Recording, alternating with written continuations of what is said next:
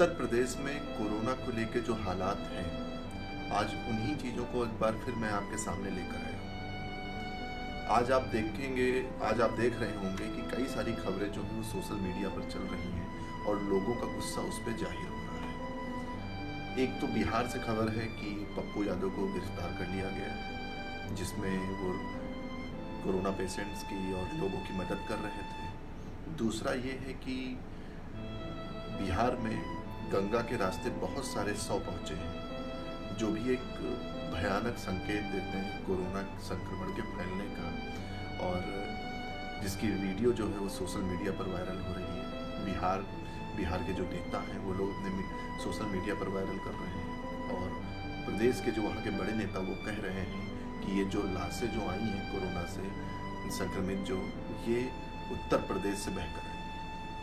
और तीसरी सबसे बड़ी चीज़ एक ये कि कानपुर और उन्नाव में जो गंगा के किनारे जो लाशें दफनाई गई थी, वो गंगा का जल स्तर बढ़ने के कारण वो भी नदी में जाकर बह रही हैं। तो इस प्रकार से हम देख सकते हैं कि नदियों में या नदी से या जो नदी के किनारे जो शव दफनाए जा रहे हैं उनसे किस प्रकार का संक्रमण फैल रहा है और उसका क्या परिणाम होगा। तो ये तो मैं आपको बताना चाह रहा हूँ कि जो इस प्रकार की चीज़ें हो रही हैं या जो लोग कर रहे हैं, नदी में लाशों का जो छोड़ दे रहे हैं, जो नदी के किनारे जो इस तरह के लाशें जो दफना रहे हैं, इस पर पाबंदी लगनी चाहिए और सरकार को इसके लिए कुछ सोचने की ज़रूरत है। नहीं तो वो नदियाँ एक दूसरे से कनेक्ट हैं, पहली चीज़, और दूसरी चीज़ एक ये कि संक्रमण बढ़ने का बहुत बड़े स्तर पर संक्रमण फैले।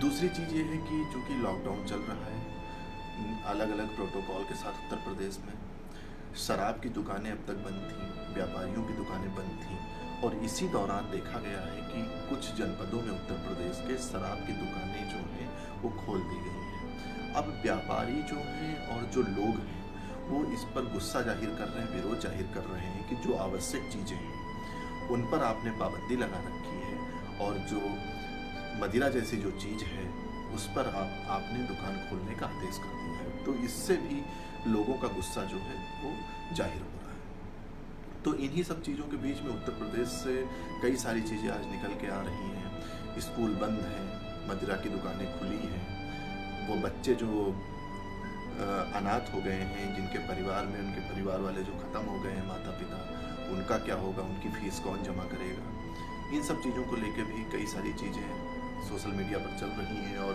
निजी स्कूलों की तरफ से एक सराहनीय काम किया गया कि जो बच्चे अनाथ हो गए हैं उनकी फ़ीस माफ़ कर दी गई है। अब ये सोचने का विषय है कि कब तक उनकी फ़ीस माफ़ की जाएगी, कब तक वो ऐसे पढ़ेंगे, या सरकार उनके लिए कुछ करेगी कि नहीं करेगी। और सबसे लास्ट में इस वीडियो को ख़त्म करने के लिए से पहले मैं एक चीज़ आप लोगों को बताना चाहूँगा कि उत्तर प्रदेश में ऑटो रिक्शा ने जो है वो ऑटो रिक्शा एम्बुलेंस की शुरुआत की है और हेल्पलाइन नंबर जारी किया है, जिसके थ्रू फ्री सेवा दी जा रही है कोविड पेशेंटों को, जो एक सराहनीय कदम है।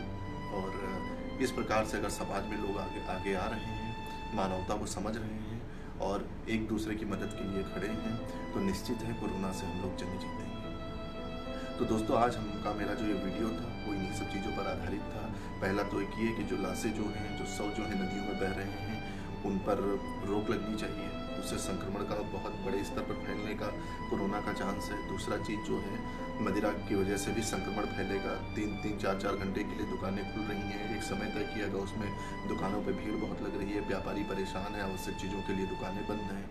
और सबसे तीसरी चीज़ है कि जो ऑटो रिक्शा और जो स्कूलों द्वारा जो फीस माफ़ी का और एम्बुलेंस का जो कदम उठाया गया, बहुत सराहनीय है। तो दोस्तों, इन्हीं सब चीज़ों के साथ आज मेरा यह वीडियो था। मैं संजीव सिंह राठौर, और आप देखते रहिए सिटी न्यूज़।